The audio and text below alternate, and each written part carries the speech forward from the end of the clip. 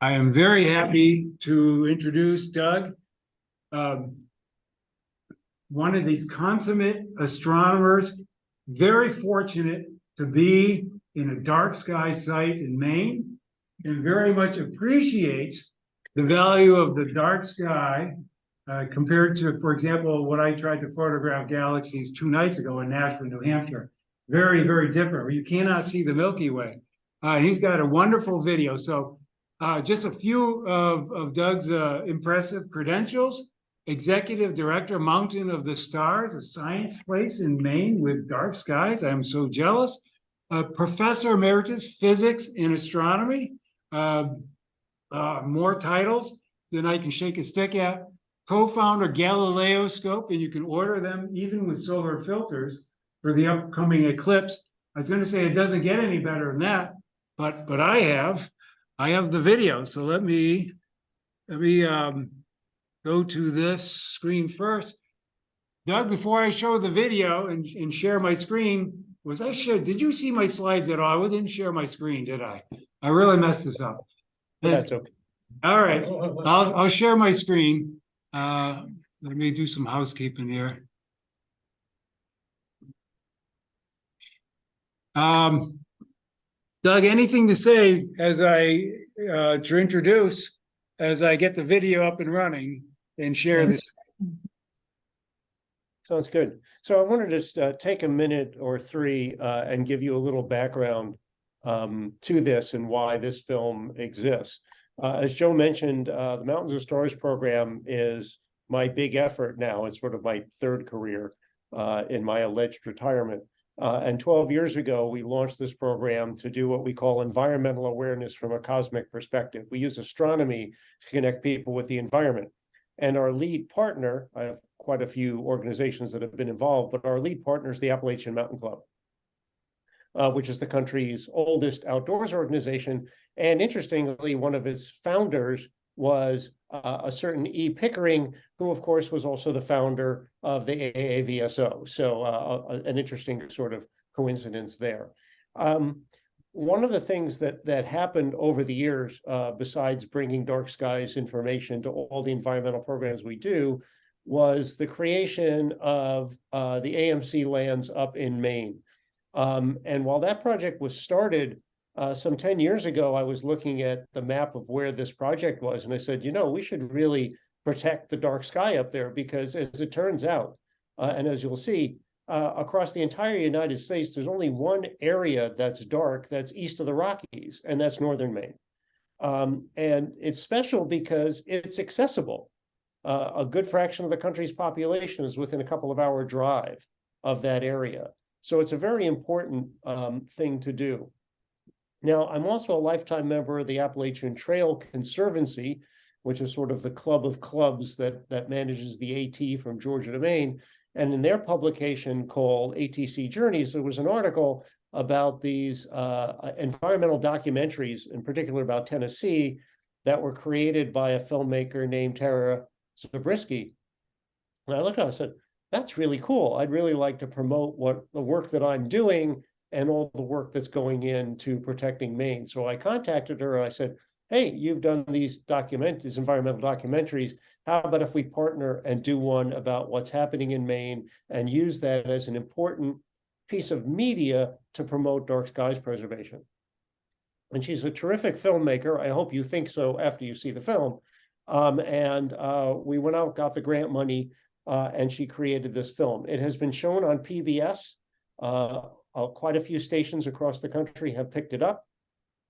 I don't know if any of you saw it on PBS, but we are working hard to get this out through as many channels as possible. Her next project, by the way, this summer, she's going to do a documentary for us on the 100th anniversary of Stellafane. I know many of you come up and join us at convention. So that's going to be one of her upcoming projects because she's a terrific filmmaker. The film will sort of carry itself and tell you a lot about what we've done in Maine, what we're trying to do in Maine, and how we use this, not just to protect this area, but to use it as a means to educate people about dark skies preservation. Because you folks all know 80% of the world's population can't see stars. It is the single greatest threat to astronomy worldwide. If nobody can see stars, nobody's going to care. And so it's very important that we deal with this issue. It even affects professional observatories. The vast majority of professional observatories no longer have pristine skies overhead. So this is an important issue. I could speak for hours about it and all the programs and activities and things we're doing. But I'd rather have you watch this film and then we can chat about it afterwards. So Joe, why don't you cue it up? Very good. And then see what folks have to say afterwards. All right. All right. Let me see. Doug, can you see the screen that's like the first frame of the video? Is that the screen I'm sharing? Yes, I can. This is one of we're showing the version that we premiered at the Borrego Springs Film Festival. Borrego Springs, by the way, is an international dark sky community, but it was shown at this major film festival in California this winter. So that's the copy I have. It's the one I shared with Joe. So go ahead, Joe. And the dark sky really, to me, just takes us back to a place where you can actually sit, look out, and just hear nature at night and see the sky and realize that that's one big thing. The world hasn't changed for indigenous people. Look on the mass, the light pollution happening, it's black and blue. That's because we have an area little light pollution and dark skies. We need to connect people with the environment and to really understand that we don't own it, we don't control it, but we have a tremendous impact on it. Anything that's evolved over millions of years to be nocturnal and place. We conserve the sky, we're preserving the sky that our great grandparents saw. And if we lose it, we're losing that sense of where we are.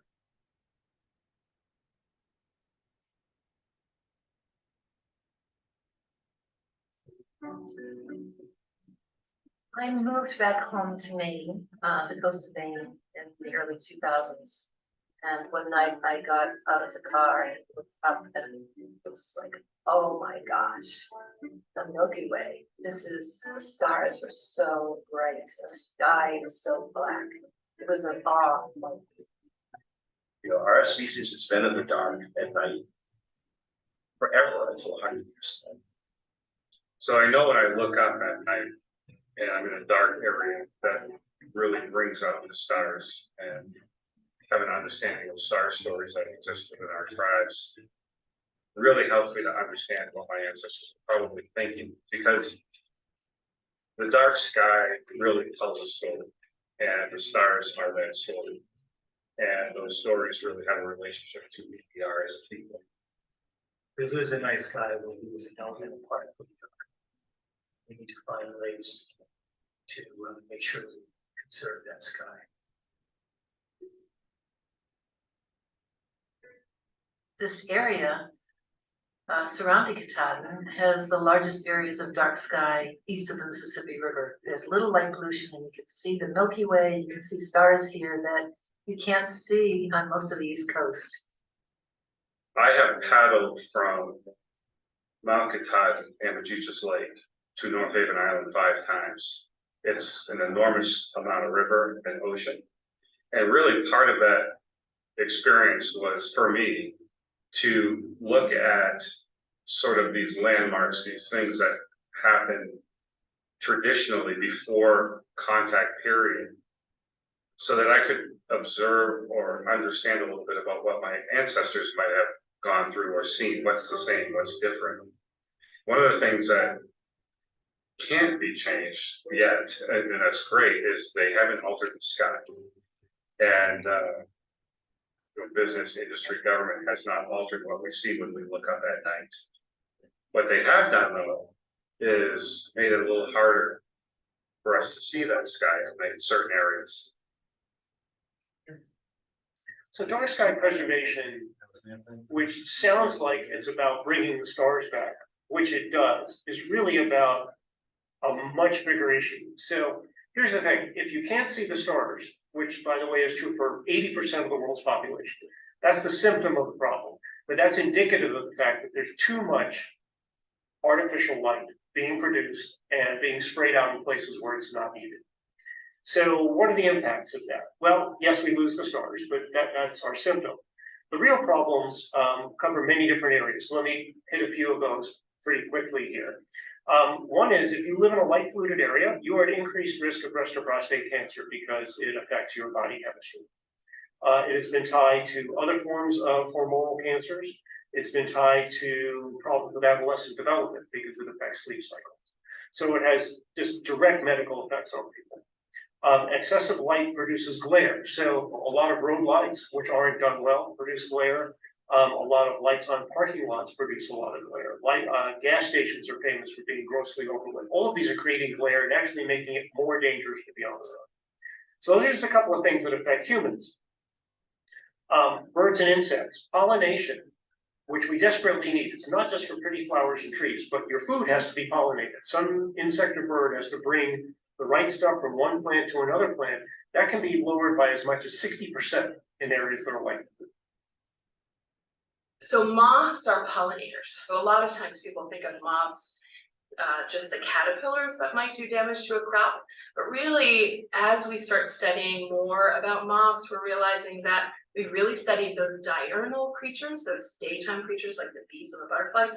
We haven't really touched moths. So they just started really studying them. And what they're noticing is that moths are incredibly important pollinators. Unlike a bee, where bees can be very specific to a plant, or they find a food source and they're like, gonna stay with that food source. Moths are not like that. They're actually very generalist, and so they'll go from plant to plant.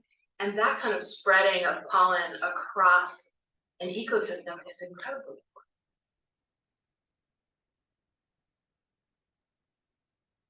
We don't have as many fireflies as we used to have. Over 1 billion birds die each year trying to migrate because they get trapped in the lights of cities or get misdirected and can't navigate. Most songbirds, in fact, migrate in the darkness. They migrate at night. And in the places where there's cities and lights, they get really thrown off course. So when the Twin Towers came down and they put up the 2 beams of light, they saw fatalities rise among birds that were flying down through the flyway of the East Coast. Just thousands of birds dying. And it really was just 2 lights in the sky that had changed. So I started at the L.C. Bates Museum, I want to say like 2007 or so. I fell in love with moths and fireflies and amphibians, and they happened to all be nocturnal. So I proposed a few night programs. So we started doing a moon, moth, and meteor night, and we started doing night walks to amphibians. And in that learning about those creatures and fireflies, I really started to notice what a difference it was just going from one habitat to another and whether there were lights.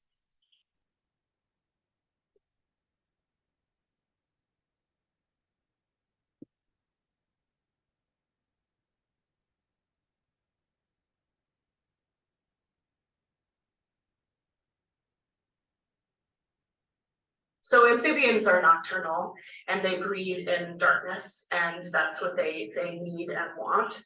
You'll notice actually in ponds, like if you come up to a pond that's full of frog song in spring and you have flashlights, it silences them almost immediately. You'll see that in places where there is a lot of light, they have a harder time with mating in that area. And those amphibians make such a big difference. Most like the insects they're eating, and they're a huge impact. So it has tremendous effects on the natural environment. Then of course, to make extra light, you have to make electricity. So here's the thing, for every 100 watts of lighting that's on for a year requires burning a ton of coal in a power plant. And Americans, believe it or not, spend $3 billion a year paying for electricity to put out lighting that's going up in the sky. So the beautiful thing about this problem compared to many others is, number one, curing it saves money. You're using smaller bulbs, that are putting light on only when and where you need it. They use less power, so the fixtures are cheaper. The electricity use is down, that saves you money.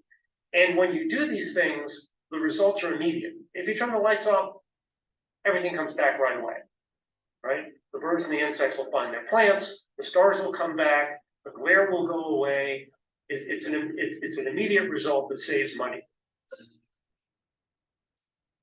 So for the Wabanaki people, the dark sky really has a significance in stories of afterlife and how we conduct ourselves through life that we're walking right now.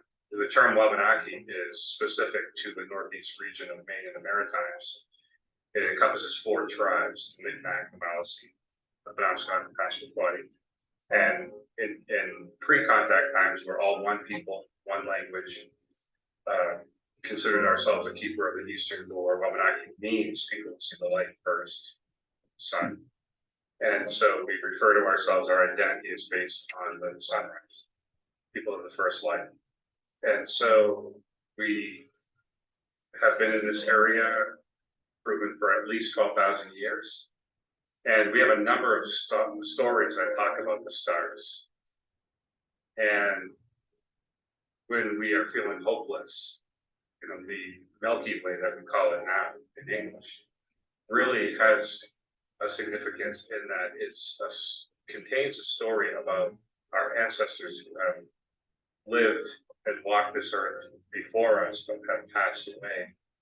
And they're up there and they light these fires and they go and sit by these fires and they look down on us and they watch us and they wait for people passing this life to come on and they greet them by family, you know, with warmth and love. And these fires are each one of the stars that we see in the sky, even though they're the furthest away. And it's a path. It's the path we need to walk once we leave this earth. We walk on that path. We find our ancestors, we find the right fire. And that's really comforting as humans.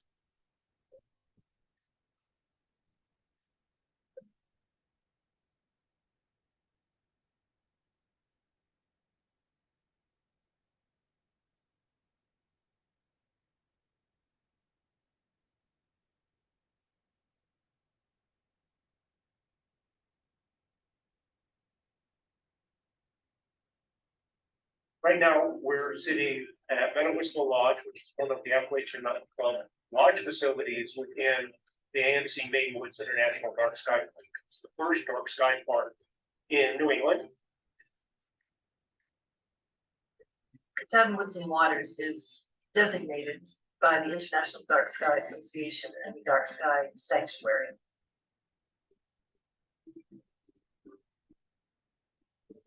So Rangeley Lakes Heritage Trust is working with the community to conserve the night sky in the Rangeley region, and hopefully fairly soon have the town of Rangeley become certified as a dark sky community as a first step towards conserving night sky out in the wider region. We think it's our responsibility to take some initial steps. Start here at the center of population, then build out from there. The International Dark Sky Association, which is globally recognized as the leading organization against light pollution, they have created a dark sky place program. It has different designation levels. There's a dark sky sanctuaries, parks, reserves, communities, and they're working on some new configurations as well to really kind of help capture the energy around light pollution and conserving the dark skies. What we have here is a dark sky park, so an area of substantial area, region, where all the outside lighting is either controlled or, in our case, minimized, and which is accessible to the public and has programming and activities. So it's not just an area that's dark, but where we have ways to engage the public with the natural night sky, and so this is a perfect place to be doing that. And as soon as they started working on acquiring land up here, I looked at it and went, wow, that would be a really great international dark sky reserve. Now, a reserve is a higher status than a park. We can talk about that a bit. We aim to get that status down the road. We finally were able to get the commitment to say, okay, we're going to go after this. And it involves quite a bit of work. It's not just a matter of, you know, writing a letter saying, hey, we'd like to be a dark sky park. In order to be a dark sky park, you have to have an exceptionally dark sky, which we do here. And that's proven with the dark sky readings that we took with sky quality meters. And so that was great to see that we already had the resource here. We had to make sure that our entire 75,000 acres of ownership, that all of the lights met the International Dark Sky guidelines. And then the final piece was making sure that as these regions move forward, and especially for us, that we had ordinances in place so that there would be no future lighting that fell outside those guidelines could ever occur on our landscape. We partnered with Mountains of Stars and their astronomy programming to kind of bring some of that educational aspect to our lodges. Whole goal in what we do is to connect people with the environment. And we do that through astronomy, because astronomy is firstly really cool. Everybody loves it. And it is, of course, the study of absolutely everything in the universe, and that includes you and me and all the plants and birds and trees and rocks and things. And our goal is to change the way people look at the environment and how they treat things. We also have telescopes at all three of our lodges so that people can go out and experience what the dark sky is, because it's great to be able to eliminate that light pollution, but be able to show people why it's important to eliminate, and just the amazing, fun, awesome experience that you get from the result, which is an amazing dark sky and stargazing opportunities. Amazing.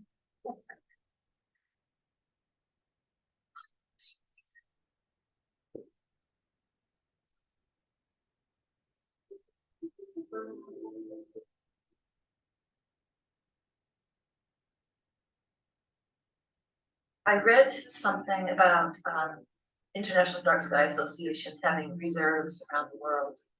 And when I heard that Roxanne Quimby owned this 86,000 acres plus in the North Woods, I contacted her and said, what about it returns to Dark Sky Reserve?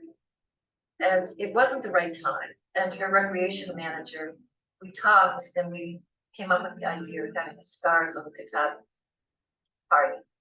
And the astronomers were extremely excited about going there at night and set up their telescopes. That was a very huge beginning.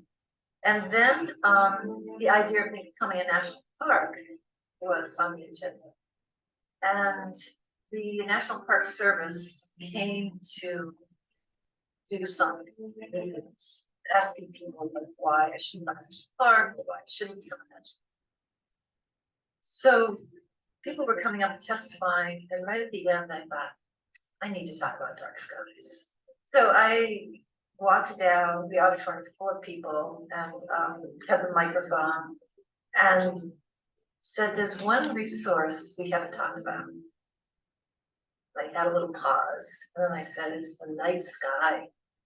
And people clapped, and I just remember this sort of roar from the audience. And the National Park Service picked up on it. He said, yeah, it goes astrotourism. So after the Katahdin Woods and Waters became a national monument, and after it became designated actually as a dark sky sanctuary, I wanted to do more. So we decided to start this nonprofit. Well, Dark Sky Maine evolved from being involved at Katahdin Woods and Waters National Monument before it was a monument. In 2014, a group of people started doing a star party there called Stars Over Katahdin. And Nancy Hathaway, who was one of the founders of Stars Over Katahdin, came up to me after. She says, I think we should start a nonprofit to help other people around the state of Maine who want to work towards having good dark skies as best they can have wherever they have to be. And I said, that sounds like a great idea. She says, are you in? And I said, looks like I'm in, I guess. So we were sort of off and running like a herd of turtles with a great mission of saving the precious night skies in it. There is a benefit economically of having dark skies. It's the old, like on a map, you paint it green, people show up because let's get people to paint it green, you know, for national park or state park or something. Well, it turns out if you get a designation, an official designation with the International Dark Skies, like your dark sky sanctuary, dark sky reserve, or a number of different categories, then people want to be in dark places. They will come because they want to have telescopes and they want to see these skies. Because if you're into astronomy, you need that darkness to be able to see that thing you're looking for, that star, that planet, that alignment, that eclipse. You need to have those dark skies. And so for this region, so heavily based on tourism as being the economic development of the region, this was kind of a new thing, something that you could either come specifically for, or you could tag on to a trip that you were already having. So whether or not you're a paddler or a camper or a hiker, hunter, or you like to fish, that dark sky can easily be tagged on to any trip. So for the community, it was really about, this is a great resource that now we can market the region as being a great place to come to see it.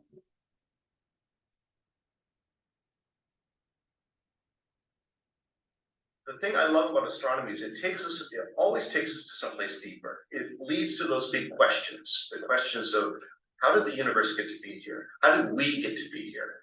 And how does the universe relate to you and me? And people live their lives, those questions float around a little bit in our heads. Kids ask them when they look at anything. But as you get to be an adult, you get lost in paying the bills and doing your job and raising the kids and all the things that life throws at you. But you get out there on a camping trip and you get a nice sky overhead and you let all that stuff go. And you start pondering those big questions that we don't necessarily have answers to. And I think there's a real value in that. And that's a value that dark skies create. So we really are at a crossroads right now on the lighting. So the lights that are going in are invariably too big to bright. If you look at satellite data, for example, what's widely available on the web, look for light pollution satellite map, and look at any area from 5 or 10 years ago and now, you'll find out that things are a lot brighter now, even though we're using a much better lighting technology that should be producing less glare, it's producing more. So if we continue down that road, what's going to happen?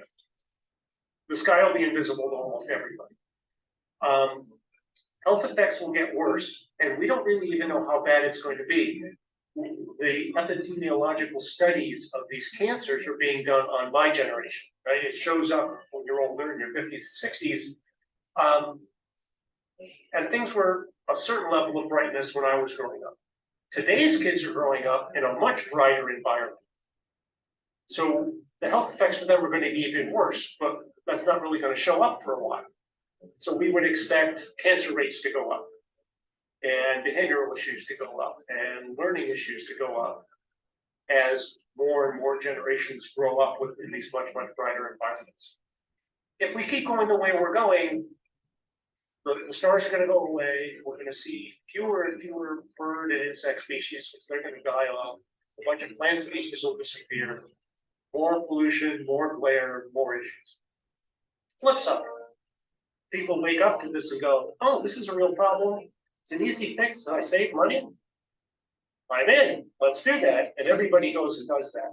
What happens? Well, the stars are going to come back because there's not going to be glare. Suburbs and neighborhoods are going to be much more attractive because you're not going to have glaring lights pouring into your bedroom. Streets are going to be safer for kids walking outside because you're not going to have glaring drivers' eyes. Electricity use will drop significantly. All of those negative effects we talked about are going to be reduced, and they get reduced immediately. It's not just we cut it now and in 20 years it's better. It's we cut it now and it gets better right away. So those are the two extreme versions of the future. The really, really good and the really, really bad. This is truly something that individuals and families can do something about. there are a couple of good ways that folks can proceed to make improvements. We can have our lights, our outside lighting.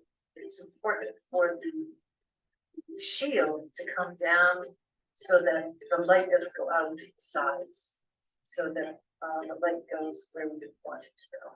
People are on the ground, it's part of my experience. And so you leave the light down where people can see it so they can like walk and trip and fall and hurt themselves right away. So shield your light, that's an easy fix. The Illumination Engineering Society and the International Dark Skies Association came up with 5 very simple guidelines that if you follow will give you the best possible lighting. But the principles are very simple, which are light should be useful. That light should only be as bright as necessary. It should only light the area you need. So if you have a walkway, by all means light the walkway. It should only be on when you need it. And lastly, it should have as little blue light in it as possible. So you can imagine all these office spaces people work in that have these bright fluorescent lights and everybody hates them. That's because they're so blue that it's a very intense light. Comfortable lighting is much yellower. And it's the blue light that actually creates most of the health and glare effects. There's a whole bunch of physics behind why that happens. So the way to eliminate that is the bulbs you buy should be what we call the lowest temperature possible. So every bulb you buy, every fixture has a number on it. And it might be 3000 K or 2700 K or 2000 K. The lower that number, the better it is. The higher the number, the worse it is. So you see those really bright blue headlights on cars? Those are like 5,000. So for comparison, wherever possible, you follow those 5 guidelines. Have only as much as you need, have it where you need it, have it on when you need it, and so on. That will solve the problem. So we can all make a difference. And I'll use myself for an example. I love dark skies, but I hadn't really thought much about outdoor lighting. So right now I'm going through our residence and making sure that my outdoor lighting is shielded downwards. And number one. Number two, I only have it on when I really need it. So that's one thing any one person can do. The other thing is reach out and find other people in your community that are interested in dark skies. You'd be surprised. People may not know how much they love the night sky, but when you bring it up, they remember that it is important to them. My next door neighbor does have a telescope, so he's aware of the night sky. But I went out to look at the night sky one night and he had his barn light on. So I got up the courage to call and ask him, and I said, I'm going out to look at the stars. Would you be willing to turn on your light? And that light has not been on since. And that was a number of years ago. So maybe the sentence is, I'm going out to look at the night sky. Would you be willing to turn your light off for an hour? And then you can promote that to businesses. If you do it at home, go to a company you work for, look at your parking lot light, look at your building lights, and say, hey, look, we can increase our profits, make it more comfortable, make it safer. Why don't we make this improvement? Part of the education is that we show people that we can save the night sky and have lighting that provides safety. And then we can go to our towns and our cities and make proposals and make ordinances.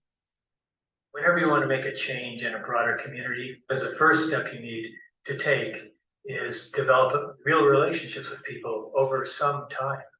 And it does take time. But when you actually engage and work together with people, include them in your plans, in your planning process, sit down with them, develop a relationship ahead of time, then you can go sit down and meet with them. One year, I went around to all the town offices surrounding Katahdin Woods and Waters to talk to them about dark skies. And the next year I went around and the doors opened up wide. And so that was that's an interesting point in terms of just talking with people. So you can work at all of these different levels to make the situation better. Up here in the North Maine Woods, it's we're an independent group of people, but we also have an enormous amount of togetherness. So we do great work up here because we collaborate. And one of the other groups that I work with here is the planning board. And I know that whenever we have a group come to us, whether it be an individual or corporation or organization that wants to build a new structure or retrofit an old one, it's interesting to see that the other planning board members and the town manager are all like, what are you gonna do with lights? You can do the outdoor lights. How big is that sign gonna be? So it's like, they haven't even put that ordinance into place yet as part of the comprehensive plan, but there's such a level of awareness that people are having these conversations. Good lighting, healthy lighting, lighting that's not excessive or consumptive is beautiful lighting. And so it maintains the integrity of a small town in Maine. And that's really important to the people of Greenville. And from what I'm hearing, the other communities as well. I actually had a longtime resident stop me, somebody I thought who would have no interest in dark skies at all. I was just walking to work one day. He drove up in his pickup truck and said, "Hey, can I talk to you?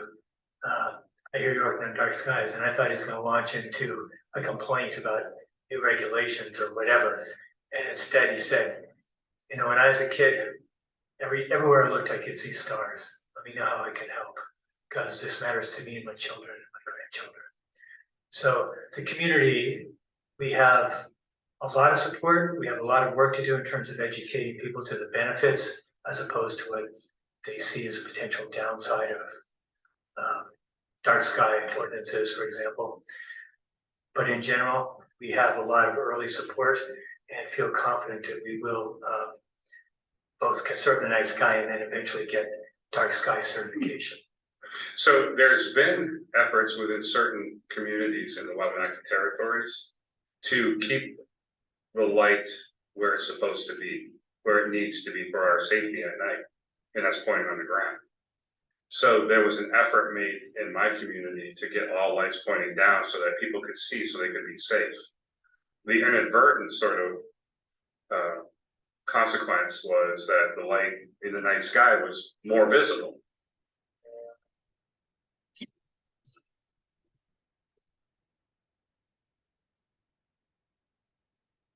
There are benefits to doing dark sky compatible lighting wherever you are. And it's better for the environment, it's better for your health and safety, better for glare issues, saves money. So I mean, it helps in every possible way. So what I hope is that more people will recognize not just that it's an issue, but that it's beneficial to them individually in real time, right where they are, to make these changes.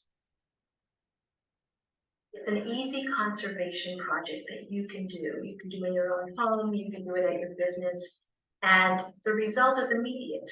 So if you eliminate a light, or you redirect a light, or you change the color of that light bulb, the result is you get to see the dark skies immediately. You have to realize that Dark Sky Park is more than just protecting this particular area. Our goal is to get everybody doing this everywhere. You wouldn't need a dark sky park if everybody controlled their lights throughout the world, much less the country. But if people can come here and learn about it, see that you can still have a nicely lit, safe area, but be doing it in a dark sky friendly way, that they'll go home and do that too. I think the biggest thing you can do is go outdoors and look up. You'll find if you're out and you leave the flashlights off and just enjoy looking at the stars for half an hour, you'll be amazed how much more you see after half an hour. I hope that the amount of light that's coming from this region stays consistent, if not, is diminished over time. And I also hope that people that come here to see the dark skies take that experience and that information and take it home. It means for the future that we stay connected to ourselves and our environment. You know, look at the bugs, look at the sky, and try to make the connection between the firefly and stars, because they're connected. It may not be an easy path to get from firefly to Sirius, but there's a connection there, and those are the connections that we want to work difference. If we lose these certain just elemental parts of ourselves, being outdoors, experiencing the night sky, seeing wildlife, hearing birds song, we lose part of who we are. The dark sky is extremely important to us. It is our prehistoric internet. It's really important to us culturally. It's really important to me. And my understanding and my experiences are based on that. And I want to kind of keep that going. The dark sky impacts the world by cultivating and nourishing a sense of wonder. I love lying on the grass or lying on a blanket, digs around you on a blanket, with a child especially, but anyone. And you lie, you're looking at the stars and your son or your daughter, your niece, or whatever says, wow, how far away is that? How long would it take us to get there? That's the ticket. That's what it's about. If we lose our dark skies, it's not that those questions will go away, but it loses an important catalyst.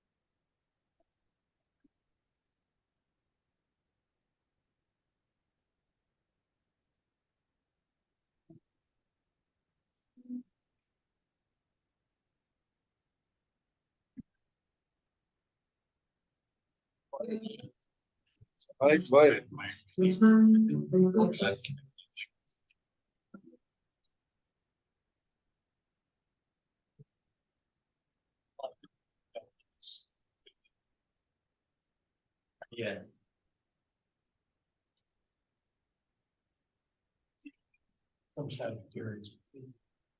Very good. Let me move the screens back. This work. I think that works. Okay, any questions for Doug? Doug, I recently read about a place where you can actually go and spend the night up in the Katahdin area. It just recently came online. Can you talk a little bit about that? I'm actually not as familiar with what Katahdin Woods and Waters has implemented. In the AMC lands, which by the way, when this was made, we had 76,000 acres. It's now over 100,000 acres that are protected.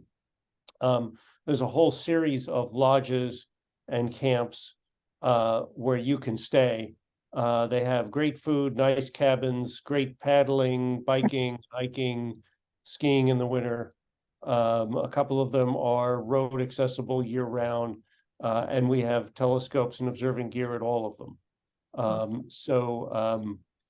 It's a great place to go. And one of the things that we like about it, besides having, the dark sky opportunities, the observing opportunities, and so on, is that there is all this stuff to do. So if you're bringing your family up, who may not be let's stay up all night and look at things type people, they have lots of things to do there. It's really a very, very beautiful place to be up in the Maine Woods. So the AMC facilities are right in there. And nearby, you have a couple of towns that also have lodging and opportunities, like Greenville in particular, which is kind of the gateway to the 100-mile wilderness area, and towns near there. So there are quite a few places you can stay and be in or be right near these dark sky preserves. Doug, is there some place online where all these are listed under one roof that are specifically for astronomy? That's a good question. I don't know if the AMC has put up something for that, but I'd have to look into that, but that's a brilliant idea. I will certainly suggest that. They do have a site for their dark sky efforts. And I will suggest that they add that to it and then get that out to you. So very good idea. Send me an email. I'll forward it to the club. Yeah. Will do. Absolutely, Joe. All right. Any other questions, thoughts?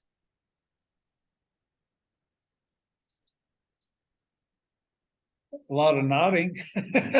Oh, that's good. That's Um, good. So how would we do something perhaps on a lesser scale here in New Hampshire? Now, right now we're in Concord. I live in Nashua, big cities, or big enough cities where the Milky Way has long since departed, but how can we do something around here? Well, the thing about light pollution is it's what I call death by 1,000 cuts problem. There isn't a single thing where you say, well, if we fix this one thing, this problem goes away. Like when the brown paper mill closed in Berlin, all of a sudden the Androscoggin River started smelling okay because you got rid of the one big polluter. So it's every light that's a problem.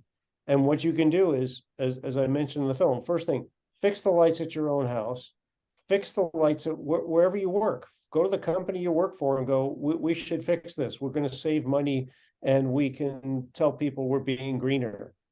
Go to the companies where you do business, the store you shop at that has bad lights in its parking lot, and get as many people as possible to say, hey, would you fix those? They're really a problem. We don't like that.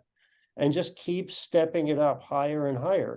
And the more folks that talk about it and do it, the more likely it is that they'll then approach the town and go, the municipal lights here are really bad. Why don't we fix them? And the selling points are the ones we talked about in the film. It's not about astronomy. You have to realize the astronomy part is irrelevant in terms of solving this problem. It's the health, the safety, energy use, glare. Those are the real selling points. And even if you go to places who have already done LED conversions, remember, LEDs can be dimmed, LEDs can be filtered. There are light yellow filters that can be added to lights to remove the blue component. There are shields that can be put on. You can ask for those things, and you need to do it. If you're not doing something about it, it's not going to get any better. The old definition of insanity is doing the same thing over and over again, expecting it to be different. We have to do some different things to get there. Doug, I'll just say that when I was working for the city of Portsmouth, I saw an article about Waterville Valley and what they had done and how much money they had saved, by changing their lights, and actually forwarded that to the city manager and started the ball rolling there. And it was a no-brainer. They immediately changed all the lights in the garage, parking garage, and then they started building neighborhoods down elected LED lines. So money talks still sometimes. Absolutely, but the thing is, it's not just switching to LED. It's switching to 2700 or 2400K LED and having them dimmed late at night because not too many people are out between midnight and 5. You can turn them to half brightness, something you couldn't do with high pressure sodium. It's having shields on them. It's making sure no signage has lights at the bottom, but lights only at the tops. Buildings aren't lit by spotlights all night long. It's all those pieces. And we need to ultimately fix all those pieces, but you start with a piece that you can bite off. Very, very good. Or you go to the store you don't shop at and say, I don't shop at your place because it's unsafe lighting. Yeah, that's right. That's right. It's perfectly legitimate to do that. Let them know that. And by the way, I sit on the U.S. and international panels for this. I'm connected to this community. Any of you are welcome to contact me anytime. And I'll try to connect you with the resources and information that you need. The IDA website, darksky.org, that's the place to go for so much information. They have model ordinances for towns. They have lists of good fixtures. They have all the studies about this stuff. And by the way, my program website has that too. If you go to mountainsofstars.org and the Learning Center, we've got lots and lots of material there. It's there for your use. So please take it, download it. There are copies of all sorts of podcasts and webinars that I've done. Download those and show them to people. So please use what we have. That's what it's there for. Good. Any other questions, thoughts, or comments? Well, Bill, we had worked with the town of Hillsgrove, and that dark sky community. I'm not sure if that's gone any further yet. We should inquire. Dave is saying Dave and I met with the town of Hillsborough, like a planning subcommittee, I believe, right? Subcommittee, and they'd like to try to get a dark sky community. They were trying to combine it with astronomy and they seeing the night flies and such. Right. Mhm. You know, part of a bigger tie-in in Nashua, when they were considering going with 3000K or 4000K LEDs, next month's speaker, Dr. Mario Mata, helped me convince the city of Nashua to go with 3000K. You know, the pendulum was going either way, but I think it was the astronomy that kind of swung that pendulum to the 3000K. There's definitely a better for astronomy, and the ones that you mentioned, 24 and 2700, are better still. But you know, I had to get the victory I could get. Yeah. Right, yeah, Mario's great. He's part of a lot of the work we do. He and I, you'll see that he and I get picked for a lot of these things. He's very active in it. He wrote the AMA's recommendations for lighting, with the documentation of all the health effects. So he's terrific. I'm glad he's speaking to you next month, and you'll hear a lot of the same things from him that I told you tonight. And that's good. You'll hear it from a different perspective, from a medical perspective. Yeah, equally high caliber, but yeah, a little different perspective. Right. He did the medical one. Any other questions or thoughts for Doug? Doug, I enjoyed the video. I enjoyed the conversation. I just enjoyed the whole experience, and I'm looking forward when we can see you in person. Whether it's here or at some astronomy retreat in Maine or wherever. So thank you very much. I think a round of applause. You folks are very welcome. It was great to do this. I'm sure I'll see you all up on the hill at Stellafane this summer. We are showing this film again on Friday night at Stellafane as a special showing. So you can see it again in August. Very good. Nice. Mark, do you have one last? When are you at the Highland Center? Yes, when you're at the Highland Center. Yeah, we do programs there regularly. I don't remember the dates I'm specifically there this summer, but about once a month I'm there. About once a month I'm over at Pinkham. I do programs all over the place. By the way, I'm also the one who's coordinating New Hampshire's preparation for the 24 eclipse. So I'm doing a lot of eclipse talks. We're working with all the state agencies and the economic development groups to prepare Coos County for the eclipse. So a lot of the presentations and work I'm doing now is geared towards that, to try to get the state ready for next spring. Very good. Yes. I need to go somewhere for the eclipse. I still need to plan for that. Yeah, I'm leading a big group to clean Texas. We're all set for Texas. Okay. Yeah, I gotta do something. All right. Doug, thank you very much. And you are welcome to stay if you want. But at this point, I will stop the recording and proceed to the business meeting. Thank you, Doug. Well, thank you for having me. Have a great meeting, folks. All right. Thank you. Bye. Thank you.